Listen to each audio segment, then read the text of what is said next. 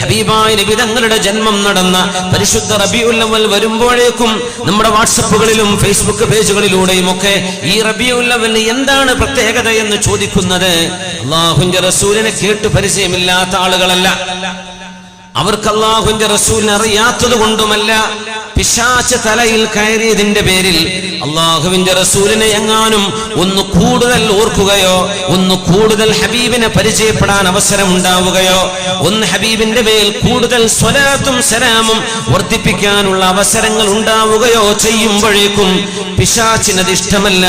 അത് ചിലരുടെ കൈകളിലാൽ അത് തടഞ്ഞു വെക്കാനുള്ള പിശാചിന്റെ ശ്രമത്തിന്റെ ഭാഗമാണ് ഈ ഉമ്മത്തിന്റെ പേര് ചുമക്കുന്ന ആളുകൾ. അല്ലാഹുവിന്റെ റസൂലിന്റെ റബീഉൽ അവ്വൽ വരുമ്പോഴേക്കും അതിനെന്ത് പ്രത്യേകത എന്ന് ചോദിക്കുന്നത് ഒരൊറ്റ കാര്യം മാത്രം പോരെ. എന്താണ് നബിയെ തിങ്കളാഴ്ച സുന്നത്ത് നോമ്പെടുക്കാനുള്ള പ്രത്യേകത? എന്താ നബിയെ?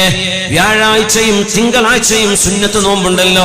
വ്യാഴാഴ്ചയാണ് ആ ആഴ്ചയിലെ അമലുകൾ അള്ളാഹു കൊണ്ടുപോകുന്നത് എന്ന് പരിചയപ്പെടുത്തിയപ്പോ എന്തേ തിങ്കളാഴ്ച നബിയെ സുന്നത്ത് നോമ്പെടുക്കേണ്ടത്? അതിന് മറുപടി പറഞ്ഞ ആ ഒരൊറ്റ ഹദീസ് കേട്ടാൽ എന്താണ് റബീഉൽ അവ്വലിന്റെ മഹത്വമെന്ന് ഏത് കുട്ടിക്കും മനസ്സിലാവാൻ കഴിയുമല്ലോ. എന്താ നബി തങ്ങൾ കൊടുത്ത മറുപടി? തിങ്കളാഴ്ചന്റെ പ്രത്യേകത എന്താണ്? എന്തുകൊണ്ട് തിങ്കളാഴ്ച സുന്നത്ത് നോമ്പെടുക്കാൻ പറ്റും? എന്തുകൊണ്ട് പറ്റും? ഫീഹി വുലിതു, ആ ദിനത്തിലാണ് ഞാൻ ജനിച്ചത് എന്ന് നബിയുനാ റസൂലുള്ളാഹ്. എന്റെ ജന്മം നടന്നത് തിങ്കളാഴ്ചയാണ്. എന്റെ ജന്മം നടന്ന ദിവസത്തിന് പ്രത്യേകതയുണ്ടെന്ന് സ്വരീഹായ നസ്വല്ലയോ ഹബീബിന്റെ ഈ ഹദീസ്. ഞാൻ ജനിച്ചത് തിങ്കളാഴ്ചയാണ്, അതുകൊണ്ടെന്ന് പ്രത്യേകം സുന്നത്ത് നോമ്പെടുക്കണമെന്ന് പഠിപ്പിച്ച ഹബീബിന്റെ ഉമ്മത്തികളാണ് അനാവശ്യമായ ചർച്ചകളും അനാവശ്യമായ ഒച്ചപ്പാടുകളും അനാവശ്യമായ രീതിയിൽ സമയം നഷ്ടപ്പെടുത്തുന്ന വിവാദങ്ങളും ഉണ്ടാക്കുന്നത്. ദയവ് ചെയ്ത് അല്ലാഹുവിന്റെ ഹബീബിനെ നമ്മളാരും മനസ്സിലാക്കിയില്ലെങ്കിൽ എന്താ? ഹബീബിനെ മനസ്സിലാക്കാൻ ജീവജാലങ്ങൾക്ക്, ജീവനില്ലാത്ത വസ്തുക്കൾക്ക് സാധിച്ചിട്ടുണ്ടല്ലോ. ജാഅത് ലിദഅവതിഹിൽ അഷ്ജാറു സാജിദതൻ തംശീ അലാ സാഖിൻ ബിലാ ഖദമി.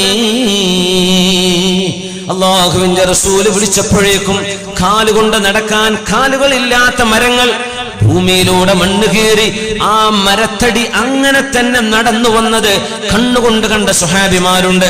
ജാബിർ ഇബ്നു അബ്ദുല്ലാഹി റളിയല്ലാഹു അൻഹു അടക്കമുള്ള സ്വഹാബിമാര് മരങ്ങൾ ഹബീബ് വിളിച്ചപ്പോൾ മണ്ണ് കീറി നടന്നു വന്നിട്ടുണ്ട്. സ്വഹീഹായ ഹദീസുകളല്ലേ ഇതൊക്കെ. ജാഅത് ലിദഅവതിഹിൽ അഷ്ജാറു സാജിദതൻ, സുജൂദ് ചെയ്തുകൊണ്ട് ഹബീബിന് മറയിരിക്കാൻ ഒരു മറ വേണം എന്നിരിക്കെ ദൂരെ കിടക്കുന്ന മരങ്ങൾ ആ മരത്തിന്റെ തടിയാലെ നടന്നു വന്നിട്ടുണ്ട് ഹബീബിന്റെ മുമ്പിലേക്ക് സുജൂദ് ചെയ്ത് വണങ്ങുന്ന രീതിയിൽ.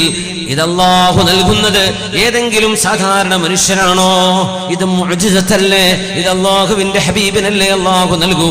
ആ ഹബീബിനെ നമ്മൾ മനസ്സിലാക്കിയില്ലെങ്കിൽ എത്ര വലിയ നഷ്ടമാണത്.